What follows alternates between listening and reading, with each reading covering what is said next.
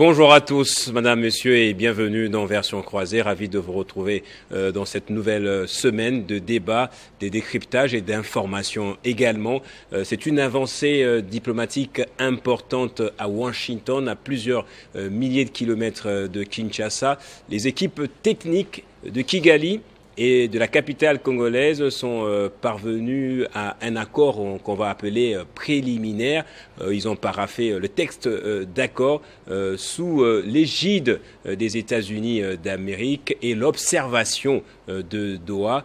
Cet accord comprend entre autres le respect de l'intégrité territoriale des deux pays, le respect mais également ou l'interdiction des hostilités, mais aussi un plan des désengagements, des désarmements et d'intégration conditionnelle des groupes armés non étatiques. Est-ce que cela va nous aider à aboutir à une vraie paix plutôt?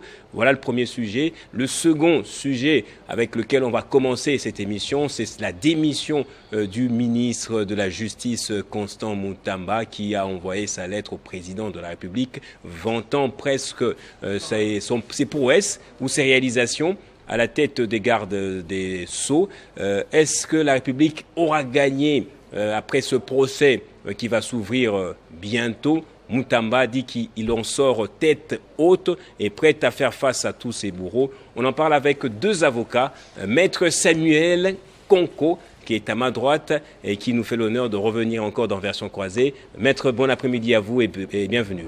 Merci beaucoup Gaëtan, merci beaucoup d'avoir songé à moi encore une fois de plus pour échanger sur cette question d'actualité. Ouais. Je profite pour la même occasion aussi à saluer mon co-débatteur que vous allez tantôt présenter. Ouais. Et je salue aussi pour chuter tous les compatriotes qui vont nous suivre en ce moment. Justement, des amoureux de la justice et des vrais débats sont en train de nous suivre en ce moment en direct sur Télé 50, mais aussi en ligne sur YouTube. Maître Richard Mpinda. J'ai bien appris la leçon. Voilà. Après que quelqu'un m'a dit, tu disais Pinda. Je dis, bon, écoutez, autant pour moi, c'est pas grave. Ça arrive. Ouais. L'essentiel, c'est que l'on puisse corriger. Sinon, merci encore une fois de plus pour ces débats avec un avocat qui nous estimons que n'est pas être le moindre. Ouais. Et nous pensons que ce débat sera un débat technique parce que l'opinion qui nous suit s'entend à ce que sa lanterne puisse suffisamment éclairer. Je profite de cette occasion pour présenter mes respects, mes civilités à tous ceux qui nous suivent. Ouais. Eh bien, on est là, on va débattre, un débat républicain que nous attendons. La semaine passée, vous étiez très suivi sur Télé 50 avec des émissions qui ont atteint des pics de visionnage sur YouTube, avec des critiques mitigées, à la fois positives et négatives. Mais ça va de soi. Ça va de soi, c'est normal. Mais beaucoup d'éloges surtout aussi. Merci beaucoup d'éloges à votre endroit. Maître Samuel Konko, je retourne vers vous pour débuter ce débat concernant notre première thématique, Mutamba démissionnaire, qui va guérir la justice moribonde. C'est vrai qu'il dit en sortir la tête haute, mais on a l'impression dans sa lettre qu'il en sort un peu malade, affecté psychologiquement, pourquoi pas au niveau de son cœur. Mais ma question c'est de savoir, est-ce que la République aura gagné quelque chose après tous ces démêlés, après toutes ces tractations, même après le procès qu'on aura intenté contre Constant Mutamba? Merci beaucoup Gaëtan, merci beaucoup pour cette prise de parole que vous m'accordez en premier. Ouais. Alors, le regret, il est d'abord très profond. De ma part à moi personnellement, en tant que non seulement professionnel de droit, mais aussi en tant que Congolais intéressé à cette question. Pourquoi? Parce qu'au départ, le Mineta Mutamba ou le ministre Mutamba avait reçu la mission de par le chef de l'État d'essayer de pouvoir administrer une thérapie de choc, comme nous l'avions dit en son temps, à cette machine que nous appelons la justice, qui était carrément dans un état plus ou moins malade, comme l'avait défini le chef de l'État. Est-ce que lui, c'était les bons médecins? C'était pas un mouton noir? Le fait que le chef de l'État en blouson blanc, là, le fait que le chef de l'État ait porté son dévolu sur lui, nous dirons tout simplement que le chef de l'État a suffisamment réfléchi avant de le porter sur lui. Alors, en ayant porté ce dévolu sur un de Congolais qui n'est pas le moindre, qui est un de juristes que nous connaissons dans ces pays, quoi qu'il soit jeune, nous pensions qu'il serait celui peut-être qui aurait pu apporter, ne serait-ce que, comment je vais appeler ça, ne serait-ce que une certaine révolution, un certain changement qui pourrait emmener cette justice à pouvoir, ne serait-ce que sortir du coma dans lequel il se retrouvait. Mais fort malheureusement, nous constatons, nous et vous, que avant même que la mission ait touché à sa fin, le voilà débarqué pour une question de détournement qui serait au stade actuel qu'une simple prévention, étant donné qu'il n'y a pas encore eu de jugement définitif quant à ce. Alors, pour un deuxième aspect par rapport à la question sur le plan politique, je dirais que nous aurions bien souhaité... D'un point de vue politique, d'un point de vue judiciaire et même concernant la cohésion nationale et la cohésion politique.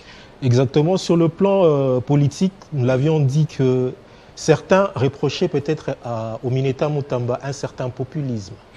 C'est vrai que le populisme est lié aussi à la vie politique, des acteurs politiques. Mais d'autre part, est-ce que Mutamba n'a-t-il pas eu à remplir le job description, comme le disent les administratifs, dans la mission qui lui a été donnée par le chef de l'État? Est-ce que ne l'a-t-il pas fait? Est-ce que ce n'est pas dans l'exercice de pouvoir administrer ces traitements-là qu'aujourd'hui, il en sort victime? Alors, toutes ces questions pourront rencontrer des réponses avec le temps. Aujourd'hui, il est face à la justice. Il n'y a que la justice qui pourra nous permettre à savoir si réellement les faits qui sont mis à sa charge sont fondés. Avant que nous prenne la parole, Maître Richard Pinda, il a dit au chef de l'État qu'il a réussi à réaliser la mission lui assignée par Félix Tshisekedi, notamment, j'ai vraiment une liste ici de tout ce qu'il a fait. Il a notamment réhabilité de nombreux compatriotes, des veuves, des orphelins, pauvres et riches dans leurs droits, injustement confisqués par les plus puissants, excusez-moi. Il a également tenu d'audiences foraines dans le cadre de la lutte contre le banditisme urbain, dont le rôle pédagogique est indéniable. C'était juste pour mettre de l'eau dans votre moulin, vous reviendrez sur ça. Maître Richard Pinda, la même question, je vous la pose. Qu'est-ce qu'on aura gagné, nous, en tant que République, en tant que nation, en crise, en guerre pratiquement actuellement, après tout ce qu'on assiste aujourd'hui concernant le ministre Mutamba? Alors, déjà, je pars du principe selon lequel, allais-je dire, que relever la justice doit être considéré comme l'affaire de tout le monde. C'est-à-dire que tous les acteurs qui y participent, c'est-à-dire que vous avez d'une part le justiciable, parce que lorsqu'on parle de magistrats corrompus, c'est le justiciable qui va vers le magistrat pour le corrompre. Et par moments, certains avocats aussi ont perdu même l'élégance de plaidoirie parce qu'ils se disent, entre guillemets, que ça ne sert à rien de se poumonner. Si je connais tel magistrat, je peux atteindre tel objectif. Et d'ailleurs, c'est devenu pratiquement un style de vie pour certains. Mais il faut combattre les systèmes. La question est celle de savoir comment on s'y prend. Vous avez cité des faits d'armes, si on peut le prendre comme ça, des Mutamba. Je lui jette 2 fleurs. Ouais. Mais il y en a plein, je pouvais même ajouter. Continuez si vous voulez. Il a créé, il a distribué des sceaux. Il a créé, distribué des sceaux officiels aux institutions et organismes publics. Ce qui n'existait pas avant. Oui, merci beaucoup de le reconnaître. Il a réformé l'inspection des services judiciaires et pénitentiaires. Il a relancé l'école de criminologie pour former les inspecteurs de la police judiciaire. Exactement. Il a identifié des pasteurs. Exactement. Vous avez beaucoup d'acquaintances avec les pasteurs. Vous n'êtes pas dit que vous n'êtes pas l'un d'eux. Il a identifié des pasteurs et des églises par la remise des permis d'exercice des cultes. Il a fait les consultations populaires, les journées portes ouvertes. Il a aussi permis la reconstruction, la réhabilitation du palais de justice. Il a même réhabilité, inauguré un palais de la justice qui n'était pas pratiquement terminé apparemment aussi. Bon, bravo à Mutamba. Il a fait du bon travail. Mais la question est celle de savoir, est-il poursuivi pour avoir fait du bon travail ou qu'il est poursuivi pour autre chose? J'ai voulu ce que j'ai reçu sur lui. On dit ceci. Les faits que l'on reproche à Mutamba sont d'une gravité extrême. 2 points. La procédure de passation de marché violée. Cette procédure entraîne des sanctions pénales. Deuxièmement, contrat antidaté, ça veut dire faux en écriture. Wow. Okay. On dit différence inexpliquée des 10 millions. OK? on renchérit en disant avance illégale de 66% sur le marché, la construction de la prison. Oui. On renchérit en disant aucune garantie bancaire de la société non qualifiée, cette société, ok, elle est non qualifiée de manière suspecte. Plutôt, non qualifiée, créée de manière suspecte. On renchérit en disant versement sur compte bancaire inconnu. On continue. Fonds détournés depuis le compte de Frivao destiné aux victimes de guerre de 6 jours à Kisangani. On dit incompétence manifeste du ministre de la Justice dans le projet parce que le ministre compétent, c'est celui des ITPR qui en principe qui est chargé de la construction des infrastructures et tout ce qui va avec. Pour compétences, il faut peut-être préciser pour ceux qui nous suivent. On vous renchérit. Non, pas ces compétences. Non, les compétences, c'est par rapport à ses attributions. Voilà, par rapport aux attributions. Ce n'était pas dans ses attributions. Ouais, merci beaucoup. On renchérit en disant ceci. L'argent est sorti, nous l'avons dit ici. La société qui devait créer, qui prétendument a gagné les marchés, on dit, on continue, aucun terrain n'a été identifié pour ériger cette prison. Soyons sérieux. Ok?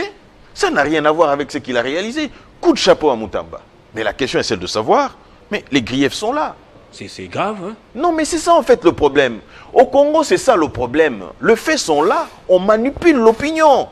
On voudrait vous donner l'impression que c'est un saint, ok, qui a agi. C'est parce qu'il a cité le nom de Joseph Kabila. C'est parce que il est jeune, on ne veut pas remplacer les jeunes. Plutôt, le vieux ne veut pas être remplacé. Mais les faits sont là. Alors, maître, en tant qu'avocat, lorsque, dans sa lettre de démission, au lieu de dire au chef de l'État que je n'ai pas touché à l'argent, je n'ai pas volé, au lieu de se limiter à ça, il ajoute toutes les prouesses, toutes ces réalisations. Je vous dis, comment vous interprétez cela? La politique congolaise, elle est fondée sur la manipulation de l'opinion. Cependant, devant la justice, rappelez-vous, Vital Kamerhe avait exigé à ce que le débat soit public, rappelez-vous à l'époque, que ça passe à la RTNC. Il pensait manipuler l'opinion. Cependant, dans la pratique, il a été démontré qu'il a participé au détournement par les actes qu'il a posés sans soubassement. Vous voyez ça? Et donc, l'opinion retiendra que on ne reproche pas à Moutamba de n'avoir pas fait son travail. Vous avez cité, je dirais même mieux, des hauts faits d'armes. C'est-à-dire qu'il a emporté des victoires. C'est-à-dire qu'il a réhabilité certaines juridictions, ce qui n'existait pas avant, et que le justicier, plutôt les magistrats travaillaient dans des conditions inacceptables. Ok? Je dirais encore, il a...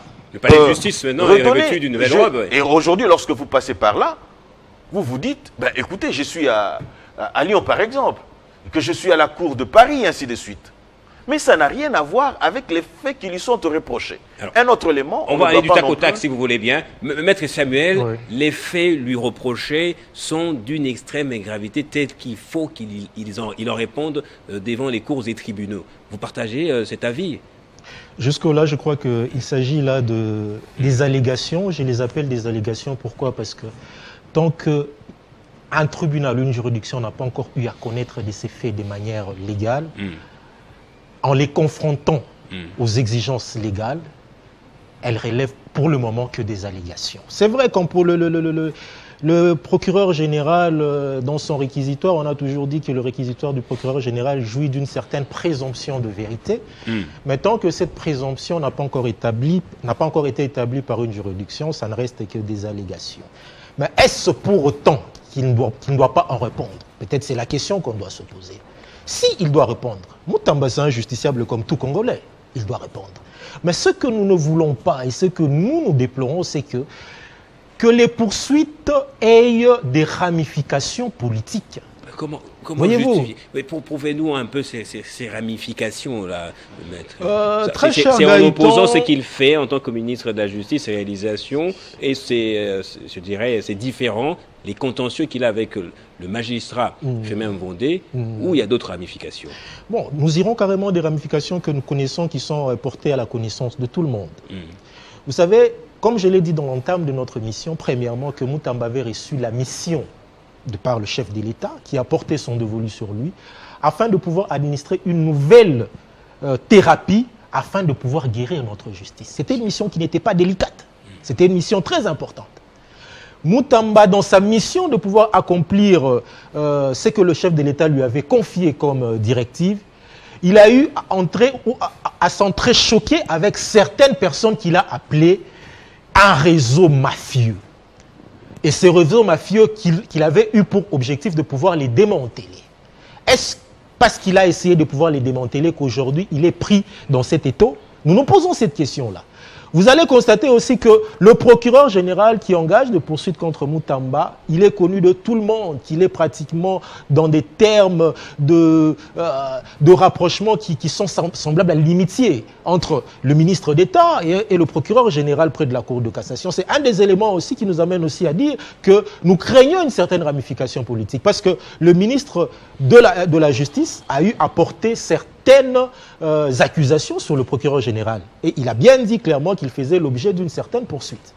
Ça, c'est un des éléments. Deuxième élément, nous avons aussi constaté qu'au sein du gouvernement, lors d'une rencontre qu'il y a eu lors d'un sommet relatif à la corruption, il y a eu une parole que Moutamba a eu à jeter dans la foulée, parlant de Awanazoyo Kasolo, il y a corruption, une histoire comme ça. C'est aussi un antécédent, vous pensez? J'ai parlé de cet antécédent-là. C'est un des éléments aussi qui se réunit. Donc, la première, il faut le dire peut-être, parce que quand vous regardez toute la procédure, tout ce qui s'est passé, Moutamba, il n'a jamais invoqué la première ministre pour la protéger.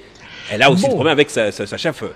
Il a aussi des problèmes, même visiblement aujourd'hui, on dirait qu'il a même des problèmes avec la chef du gouvernement aujourd'hui. Ouais. Alors, nous craignons tout simplement qu'il n'y ait pas de ramifications politiques dans l'instruction de ce dossier. C'est vrai qu'en tant que Congolais, il doit en répondre. Mais nous posons seulement la question de savoir, est-ce que cette affaire ayant des ramifications politiques, est-ce qu'elle ne va pas réellement connaître un échec? Parce que ce n'est pas la première affaire de corruption ou bien la première affaire de détournement que nous connaissons sur la voie médiatique. Il y a eu plusieurs affaires avant l'affaire de Constant Moutamba. Et de toutes les affaires, à la différence avec celle-ci, c'est que des autres affaires, tous les détournements que nous avons connus, nous n'avons eu ni les deniers détournés récupérés, on n'a ni vu les ouvrages être livrés, on n'a ni vu le CEDAREF pouvoir geler des comptes.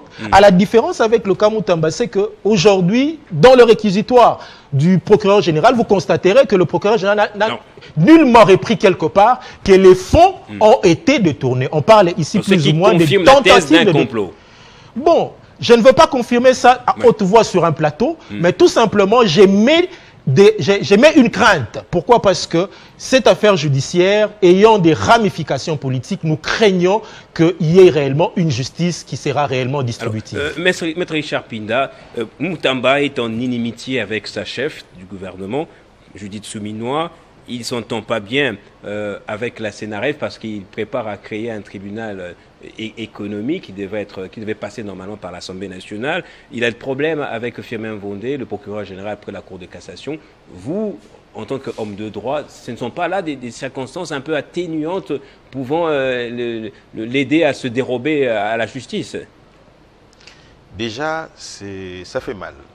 Lorsque ça vient d'un avocat, j'ai évoqué les faits reprochés à Moutamba. L'avocat a dit ce ne sont que des allégations. Alors, pouvons-nous prêter à l'avocat n'est pas avoir une appréhension assez large du rôle du parquet? Le parquet est à la recherche des infractions. Donc, tout fait infractionnel, l'avocat sait que le parquet guette. On dit bien que le parquet est à la recherche des infractions. Voilà pourquoi j'ai dit, tout en espérant que ce débat sera technique pour que l'opinion réponde. Nous avons posé les faits reprochés à Moutamba.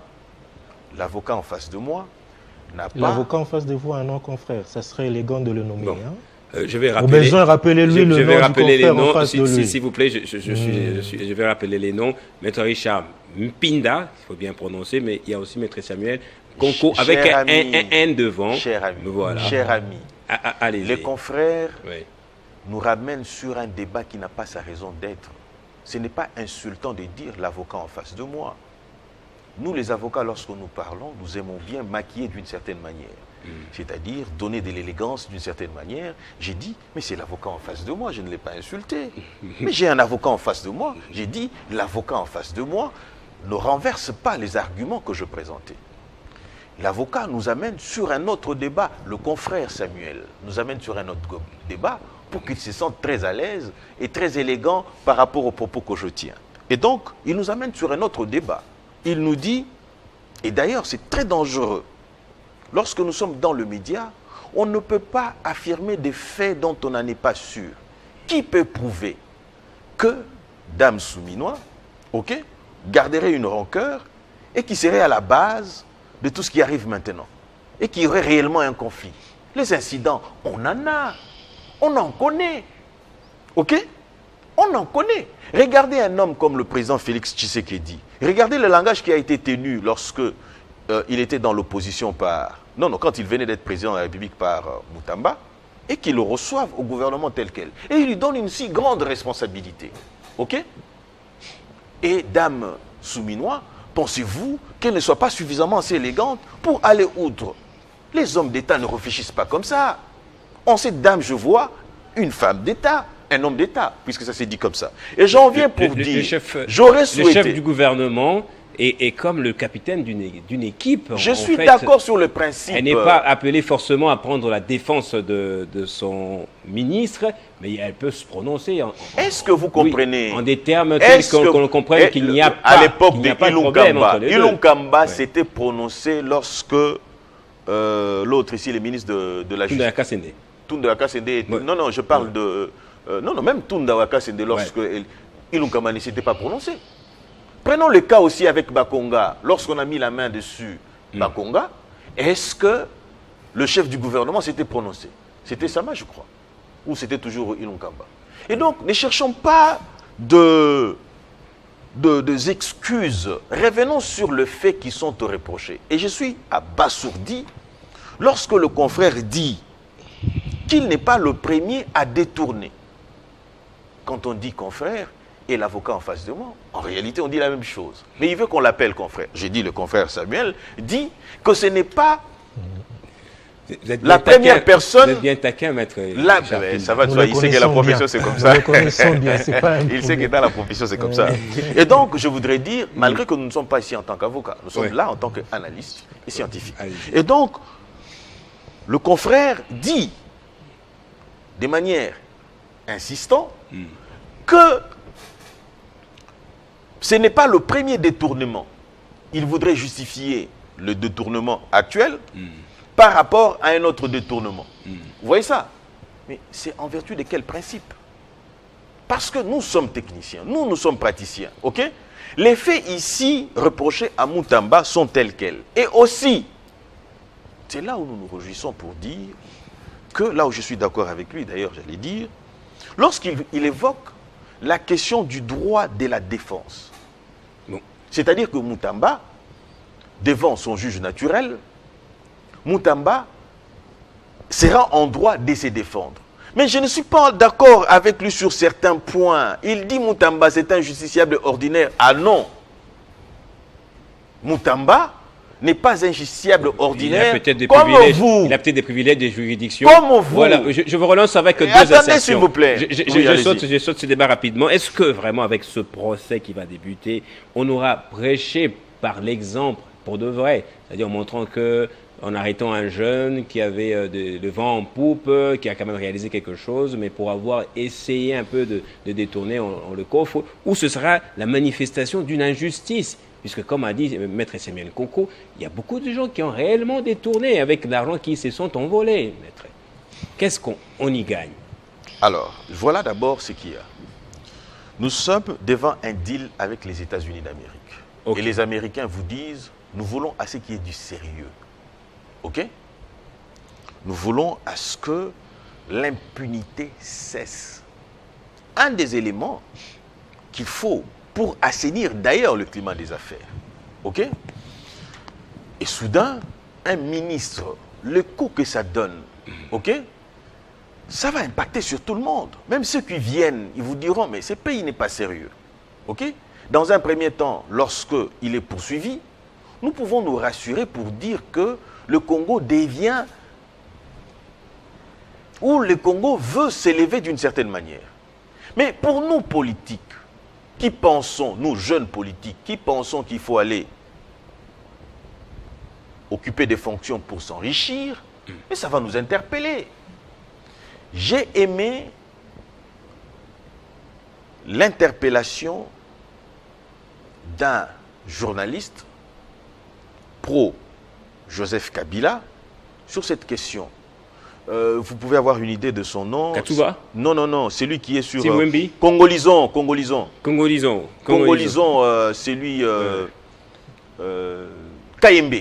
Ah, oh là là, Politicon, oui. Vous voulez dire. Politicon, voilà, oui. Politicon. Vous l'appelez pour Kabila, c'est ça, c'est votre... Bon, non, mais c'est mon point de vue. Allez, j'ai aimé ce qu'il a fait, l'interpellation qu'il a fait. Il dit ceci aux jeunes qui ont des ambitions.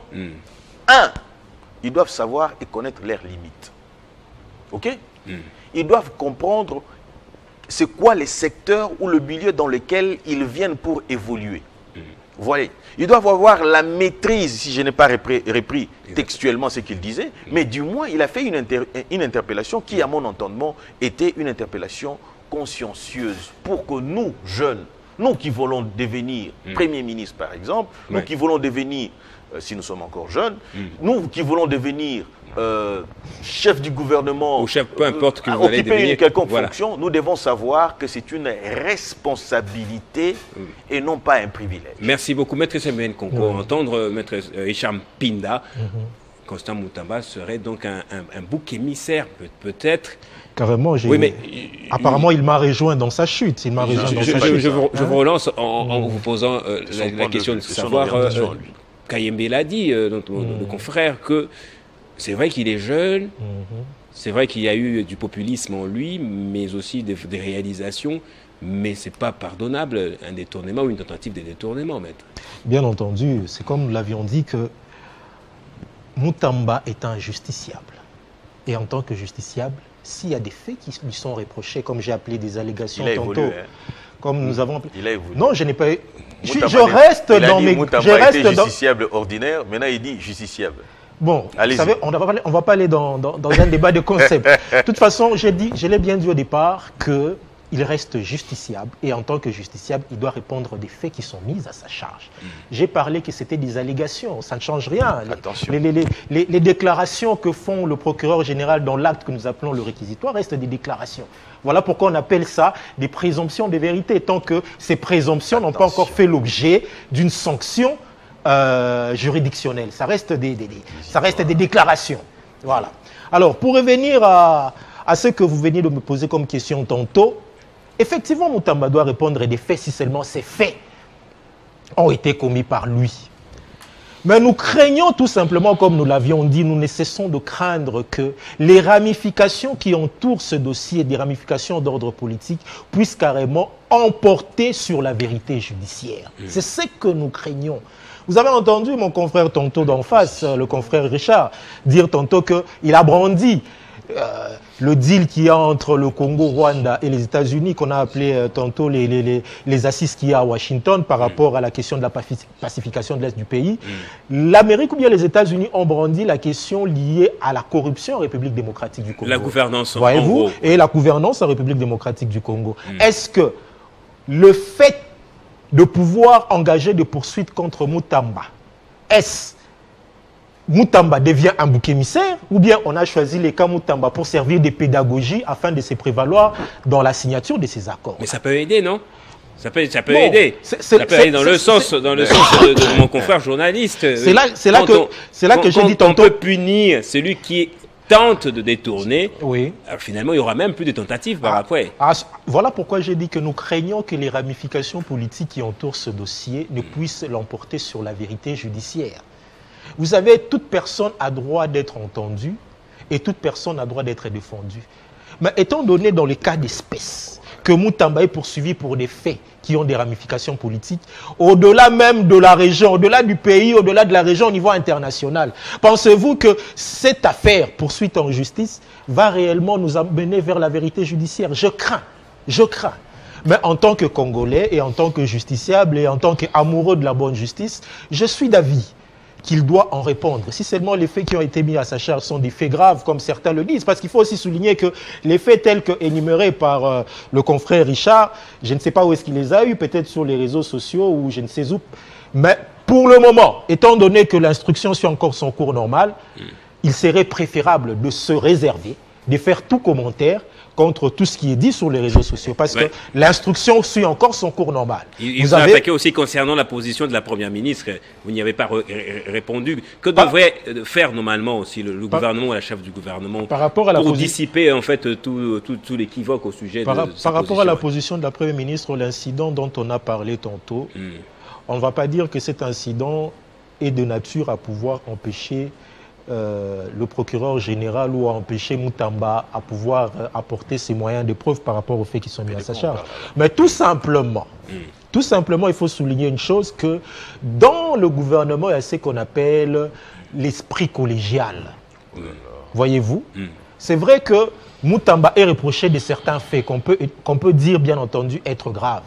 Mais on aimerait aussi savoir, est-ce que tout ce que Moutamba dit aujourd'hui, Moutamba, le montant qui sont mis à sa charge comme ayant été de montants détournés, est-ce que ces montants-là valent aujourd'hui la raison de pouvoir clasher tout un gouvernement? Parce que Moutamba est ministre de la Justice. Ce n'est pas n'importe quel poste dans notre gouvernement. Il dit ceci, est-ce que des poursuites contre lui peuvent désorganiser la riposte gouvernementale face à l'agression rwandaise et bloquer toutes les réformes internes en cours? C'est ce qu'il a écrit un peu en liminaire au chef de l'État. C'est pas de la manipulation comme ça qu'il veut faire au chef de l'État. Les réformes ont été entreprises par lui. C'est lui qui a entrepris les réformes. Et il dit que le poursuivant, cela va bloquer tout le processus, toute la machine et la riposte contre le Rwanda. Ça ne va pas... Bon, l'affaire du Rwanda, je me réserve encore. Et qui s'en est réjoui. Hein. Vous avez vu son tweet. Il était très content de voir que Moutamba va faire face à la justice. Le ministre rwandais des Affaires étrangères, Olivier, il a un nom très compliqué. Il était content de voir ça. Donc on est en train de jouer le jeu du Rwanda peut-être avec ça. Non, nous ne jouons pas le jeu du Rwanda. Je m'interdis aussi d'en faire une récupération. Ne faisons pas des affaires Moutamba qui fait la récupération ou quoi? Bon, il faut aussi retenir une chose, que Moutamba se sont esselés. Parce que j'ai lu carrément sa lettre de démission. Ça aurait pu s'écrire en une ou deux phrases. Pourquoi est-ce qu'on en a fait tout un éditorial? Il en a fait plus ou moins 3 pages. On sent qu'il est esselé et il cherche un moyen, comme tout justiciable, il cherche un moyen de se sortir du démêlé dans lequel il se sent aujourd'hui lié. Voilà. Moussa Moutamba qui est seul, un peu chagriné. Mais je vous pose la même question, maître. Donc en le poursuivant, est-ce qu'on ne va pas désorganiser toute cette riposte? Puisqu'il a condamné à mort des gens. Il a annoncé des condamnations à mort. Il a indexé le Rwanda et les Rwandais comme ça. Mais aussi, il pense que ça peut bloquer toutes les réformes internes en cours. Si ça réjouit le Rwanda, c'est un problème. Vous avez lu quand même les livres qui parlent de la guerre. Mon ennemi, c'est mon ennemi. Un ennemi et un ami, vaut mieux un ami. Cher Gaëtan, ne nous trompons pas de combat. La situation avec le Rwanda, la position ou la vision du chef de l'État, n'a pas commencé ou ne commence pas avec Moutamba. Le président Tshisekedi a commencé à indexer Kagame. Moutamba ne l'était pas, n'était pas encore ministre. C'est-à-dire que nous désorientons ou il désoriente. Il veut tout ramener à soi. Vous voyez ça? Qui a fait plus que lui concernant le Rwanda? en s'adressant frontalement. Non, je parle au sein du gouvernement. Vous avez dit. Mais le président de la République, le président de la République, attendez, s'il vous plaît. Alors, vous êtes maintenant commencé par vous-même à trouver des excuses pour dire que vous avez Mouyaya, vous avez Thérèse Ouakamba. Qui a fait comme lui, qui a fait comme Mouyaya. Vous pensez que Mouyamba ne l'a pas fait? Qui? Mouyaya. Non. Au point de déranger le Rwanda, c'est Moutamba. Non, s'il vous plaît. Soyons corrects avec nous-mêmes. Moutamba a contribué considérablement, dans ce combat. Il ne faut pas l'ignorer. Il ne faut pas donner l'impression que Moutamba n'a rien apporté. Il a apporté considérablement. Mais nous sommes dans un gouvernement. C'est là où je le rejoins à poser la question de savoir. Il a parlé de la solidarité de l'action gouvernementale. Et donc, lorsque Moutamba s'exprime tel quel, donc Moutamba se considère comme étant le seul élément préoccupé à même de pouvoir réaliser ce qu'il a réalisé. Et donc, il considère que son vice-ministre, qui a aussi, vous avez suivi ici, initié d'ailleurs une action à la... plutôt... Le procès foraine. Exactement. Non, foraine. Et au-delà de ça, il a été la East African Community pour éventuellement initier une action contre le Rwanda. Et donc, vous dites qu'ils sont tous incapables et que toute la machine va être bloquée parce que Moutamba n'est pas là. Non, mais ce n'est pas ça. Voilà pourquoi j'ai dit que ça, c'est du populisme pur et simple qui ne permet pas à ce que l'on puisse dire que, écoutez, le président Tshisekedi est indispensable. Je l'ai dit mal, je crois. Il n'est pas indispensable, allais-je dire. C'est-à-dire que le Congo n'a pas commencé avec le président Tshisekedi, ça va continuer. Vous voyez ça? C'est-à-dire que la communication de l'Union sacrée, il n'y a pas que Mpinda. Si je ne suis pas là demain, quand je ne suis pas dans le média, il y en a de ceux qui viennent, qui font bien leur travail. Vous avez Donald Kabasele, par exemple, vous avez Mbenza, vous avez ainsi de suite. Nous devons nous le dire. C'est ça le problème congolais. Et si la jeunesse doit réfléchir tel quel, c'est disant que si je ne suis pas dans le gouvernement, ça ne marche pas. Voilà pourquoi certains officiels de la République, lorsqu'ils commettent des forfaits, ils utilisent la jeunesse pour dire que yekaka, yekaka. Non. Nous devons comprendre une chose. Nous sommes tous de la République. Nous appartenons à cette République. Mais à partir du moment où un ministre rwandais retweet ou reposte une publication contre Moutamba... Rappelez-vous que Moutamba a été très proche de certains officiels rwandais à une certaine époque. Rappelez-vous de l'ambassadeur qui a même fait circuler... C'était son parrain à l'époque. C'était son parrain à l'époque. Et donc c'est peut-être pour eux une cause de jouissance. Mais en réalité, ça ne renverse pas. Vous dites ministre des Affaires étrangères, c'est-à-dire que ces ministres des Affaires étrangères, qui à l'époque étaient encore, lorsque l'autre était ambassadeur ici, ils pouvaient avoir de rapports. Je voudrais revenir sur certaines choses. Je vais aller vite, Le confrère, je crois peut-être le problème, c'est à ces niveaux-là. Le confrère dit, il a évoqué le réquisitoire du ministère public. Non, mais on n'en est pas encore là. Nous sommes au niveau du contrat judiciaire qui doit relier le parquet, Moutamba, à la cour de cassation, que l'on appelle la citation à prévenu. Et dans la citation à prévenu, ce ne sont pas des allégations, ce sont des faits infractionnels qui sont démontrés. On dit, pour avoir violé tel, pour avoir posé tel acte, on définit de manière à ce que le juge qui reçoit ait une idée assez large. Le réquisitoire intervient lorsque nous sommes en pleine audience et que nous sommes vers la fin. Le procureur sollicite maintenant ce qu'il veut avoir comme, en dépit de tout ce qu'il y a eu comme allégation pendant le procès, il veut maintenant solliciter à la cour la condamnation ou la peine qui devrait être affligée à ces derniers. Et donc, j'en viens, l'opinion doit retenir et comprendre tel quel, Moutamba n'est pas un justiciable ordinaire. Parce que d'une part, il jouit de ce qu'on appelle il ne jouit pas de ce qu'on appelle le double degré de juridiction, c'est-à-dire qu'il ne peut qu'être entendu par un seul juge, et il a ce qu'on appelle la jouissance éventuellement de privilèges. C'est-à-dire il a d'une part le privilège de juridiction et il ne jouit pas de... En d'autres termes, il ne jouit pas il est de surcroît député national.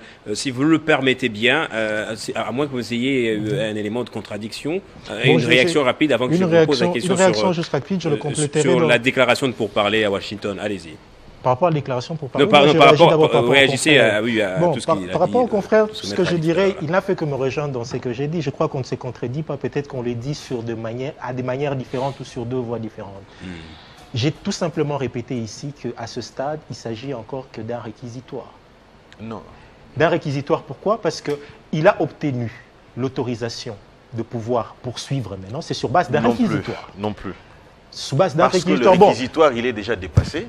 C'est-à-dire que nous avons quitté le premier et le deuxième. À ces stades, deux possibilités. Soit il est placé en détention préventive, pour aller répondre. Et à ces niveaux-là, il faut que le parquet puisse éventuellement prouver qu'il y a de soupçons de fuite. Ou alors, on le laisse en prévenu libre et il va répondre régulièrement devant son juge. Parce que le stade de réquisitoire est déjà largement dépassé. Nous avons atteint une autre dimension. Les réquisitoires, c'est lorsque... Les réquisitoires, c'est quoi? C'est une demande. Voilà, je vous ai dit qu'il demande à la cour, la peine qui doit être affligée à ces derniers. Et de la même manière, lorsqu'on parle des réquisitoires au niveau du Parlement, c'est-à-dire que le parquet sollicite. Mais le parquet n'est plus à ces niveaux. Le parquet avait déjà sollicité, le parquet avait déjà une réponse et que la loi voudrait, la Constitution de la République voudrait que Moutamba démissionne. Et Moutamba a démissionné. Nous ne sommes plus à Bovo, mais nous allons vers le devant. C'est-à-dire qu'ici, nous posons des actes qui nous mènent vers le devant le juge. Et lesquels actes? J'ai dit tout à l'heure, soit le procureur décide de les placer en détention préventive, c'est-à-dire qu'il est soit en résidence surveillée compte tenu de son rang, ou alors on le laisse en prévenu libre. Chaque fois qu'il y a audience, on le notifie de la date d'audience et il va en répondre. Même dans ce cas de figure, parce que j'aimerais bien répondre, c'est moi qui avais la parole, il a pris juste la parole. Il a dit que c'était un débat au tic-tic. C'est pas un problème. Parce que jusqu'à présent, tant que la juridiction répressive n'est pas encore saisie, parce que c'est sur base de cette citation que la juridiction répressive sera saisie. À ce stade, il n'y a pas de juridiction répressive qui soit saisie à ce stade. Voilà pourquoi je parle des allégations qui doivent du reste être prouvées. Le débat peut rester ouvert. Parce qu'il faut se souligner une chose. S'il vous plaît. C'est moi qui ai la parole, confrère. Vous allez rebondir, c'est pas un problème. Vous allez rebondir, c'est pas un problème. Jusqu'à présent, il n'y a pas encore eu de juridiction qui soit saisie pour connaître des faits qui sont mis à charge de Moutamba. Jouissant des privilèges, en étant ministre, il devait en répondre devant la Cour de cassation. Mais à ce stade, il a déjà démissionné. Il y a un autre débat qui s'ouvre. Alors, pour ne pas qu'on passe tout le temps dessus, c'est aussi ça. Les Congolais veulent savoir, après sa démission, qu'est-ce qui va se passer? Et il y aura une dimension politique à chaque fois que Moutamba répondra aux invitations de la justice, mais judiciairement parlant, qu'est-ce qui se passe? Sur la procédure judiciaire, là présentement que le procureur général a obtenu l'autorisation de pouvoir poursuivre, ce qu'il y aura à faire ici, c'est comme l'a dit confrère tantôt, il devra maintenant en répondre devant une juridiction répressive. Cette juridiction, connu, sa juridiction, non? Sa juridiction, elle est connue du temps où il était ministre, parce que maintenant il n'est plus ministre parce qu'il a démissionné. Voyez-vous, il a démissionné. Il y a un autre débat qui s'ouvre. Il y a un autre débat qui s'ouvre parce qu'il n'est plus ministre à ce jour. À ce jour, il n'est plus ministre. Voyez-vous, il y a un autre débat qui s'ouvre. Est-ce qu'il va répondre des 10 faits devant la Cour de cassation ou bien il va en répondre? Le débat reste ouvert, confrère. Vous allez répondre. Va-t-il en répondre devant la Cour de cassation ou il va en répondre comme étant un justiciable ordinaire? Là, le débat reste encore ouvert. Mais la suite à ce moment, c'est que, ayant obtenu l'autorisation, maintenant, la voie est ouverte pour pouvoir répondre des faits devant le juge. Vous allez réagir par rapport à ça, mais ma question c'est de savoir maintenant, Moutamba est parti, qui va gérer ou guérir cette justice moribonde? C'est la question posée en thématique de cette émission par notre directeur de production, Bellarmin Katalaï. À ce jour, le ministre Moutamba ayant démissionné, il a un vice. Samuel Mbemba. Il a son vice qui va sûrement assurer les affaires courantes, qui va assurer probablement les affaires courantes le temps qu'il soit confirmé par rapport aux charges qui reviennent naturellement au ministère de la Justice. Mais présentement, il n'y a que lui qui pourra assurer peut-être les affaires courantes jusqu'à ce qu'il y aura une réorganisation. Vous avez posé une question super intéressante. L'opinion voudrait savoir qu'est-ce qui va s'en suivre, comment les choses doivent se présenter. Mais il faut que l'opinion soit éclairée. Moutamba n'est pas poursuivi comme un citoyen ordinaire, nous l'avons dit ici. Lorsque Moutamba est poursuivi, il était en fonction. Et ici, nous évoquons des principes de droit.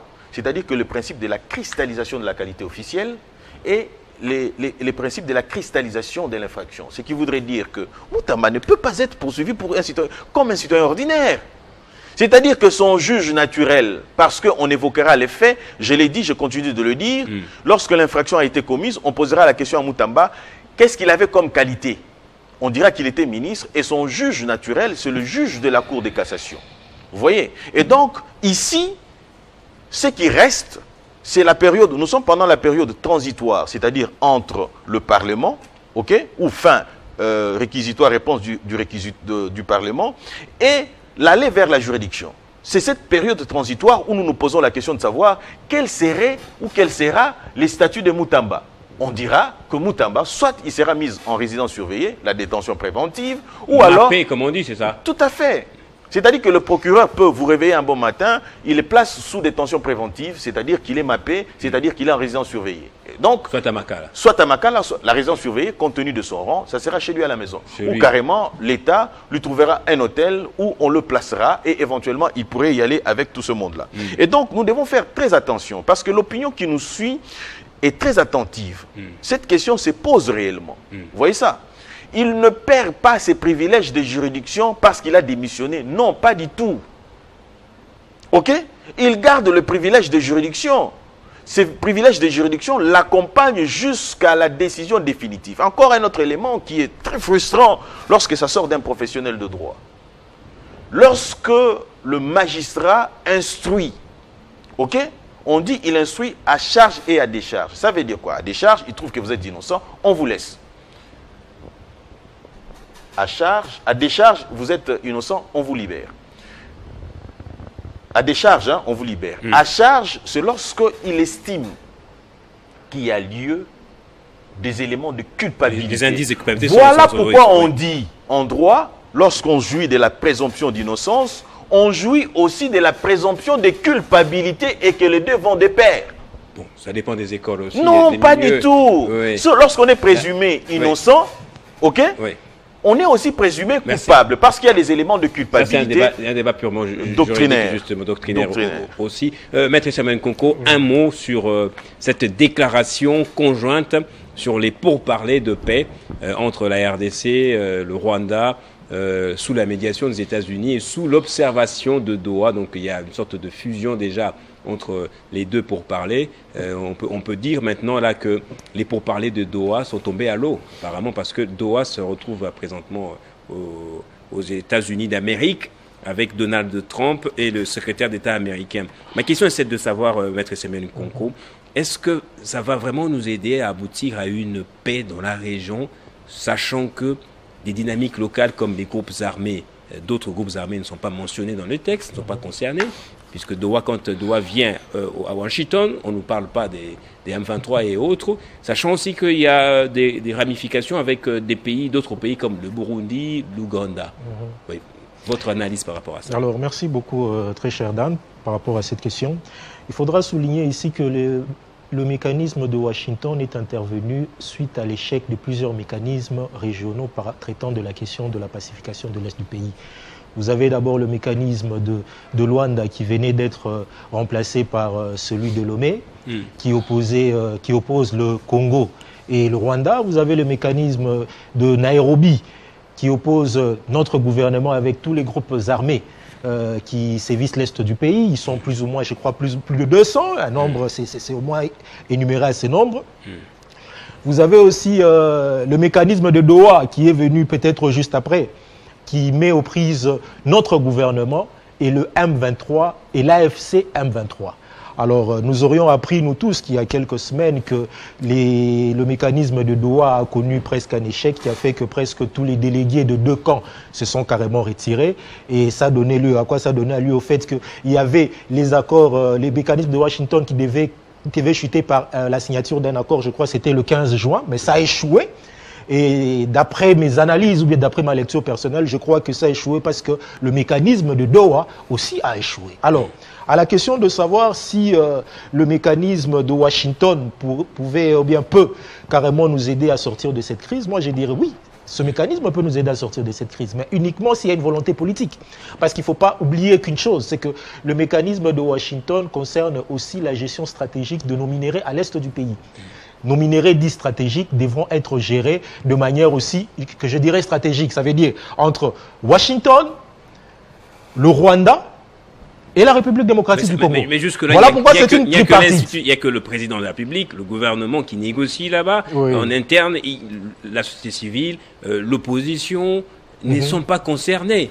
C'est un deal entre chefs ou un deal qui implique tout l'État ou toute la République. Washington, le mécanisme de Washington n'est comprise que les personnes qui ont un caractère public. Il n'y a que le gouvernement américain, le gouvernement congolais et le gouvernement rwandais. Il n'y a que cette tripartite-là. Mais maintenant, par rapport aux questions en interne, parce que la crise dans la République démocratique a deux dimensions. Il y a une dimension en interne. Cette dimension en interne, elle connaît certainement d'une médiation au niveau de Doha. C'est là que j'ai parlé de la volonté politique. Et le mécanisme aussi de Washington, qui est un mécanisme au niveau international. Voilà. Merci beaucoup. On va terminer avec vous, Maître Richard Mpinda. Le pourparler de paix entre RDC, Washington et le Rwanda, finalement, est-ce que ça veut dire que c'est la fin de l'AFC M23, Maître? Ou sinon, d'autres critiquent déjà ces textes préliminaires en disant que Tshisekedi vient de consacrer le brassage et le mixage dans notre armée. Alors, déjà, je voudrais qu'on se dise, qu'on se mette d'accord sur un certain nombre de points. Premièrement, il ne s'agit pas d'un mécanisme outre que celui du Rwanda, de Nairobi, ainsi de suite, comme le confrère l'a présenté. C'est une suite logique. L'opinion retiendra une chose, que lorsque nous avons reçu le paraphe de l'accord que nous allons signer le 28, ok, une délégation des officiels angolais militaires sont descendus en République démocratique du Congo. Vous savez que Nairobi, plutôt Luanda, avait prévu que le désarmement, ok, les cantonnements des troupes de l'AFC M23 soient effectués par le Rwanda, plutôt par l'Angola. Vous vous souvenez de ça? Et donc c'est une suite logique. Au-delà de ça, terminé. Il a été... Mais laissez-moi quand même prendre le temps. Vous me faites perdre du temps comme ça. Nous risquons de nous perdre. Laissez-moi aller chuter. Prochainement, 30 secondes. Mais prochainement, l'opinion va rester sous sa soif. Malheureusement. Alors, laissez-moi... le temps. Mais vous me bouffez déjà mon temps, là. Oui. Bon, voilà. Ça devient... Et alors, au-delà de ça, c'est le même mécanisme qui continue. Les lieux ont changé, mais nous sommes dans la même optique qui trouve son soubassement sur fond de la résolution 2773 des Nations Unies. Deuxième élément. Confrères, ne scandalisez pas l'opinion telle qu'elle. Est-ce que vous avez vu quelque part dans l'accord de principe ou dans cette déclaration où l'on dit que les minéraux stratégiques de la RD Congo vont être gérés de manière tripartite? Ne racontez pas des histoires. Le mal de Congolais, c'est que même les intellectuels, ils ne lisent pas. Nous l'avons dit, s'il vous plaît. Lorsqu'on parle de l'intégration voilà, j'en viens. Lorsqu'on parle de l'intégration économique, on voudrait tout simplement relever un fait. Dans le lac Kivu, il y a de gaz butane. Et ces gaz butane appartiennent à la RD Congo et au Rwanda. Devrions-nous les consommer seuls? Il a dit minéraux stratégiques. Lorsqu'on parle de minéraux stratégiques, on évoque le 3T. Écoutez, s'il vous plaît, un autre élément. Lorsque vous êtes dans le jardin, en tout cas, j'ai débordé, j'ai abusé de la patience de la régie. En tout cas, merci à vous, Maître Richard Mpinda, merci Maître Samuel Koko d'être passé. Merci à vous également, chers téléspectateurs. Écrivez-nous vos commentaires, nous aident toujours soit à relancer, à faire revenir nos invités pour d'autres éclairages ou améliorer s'il y a amélioré. Au revoir, ciao.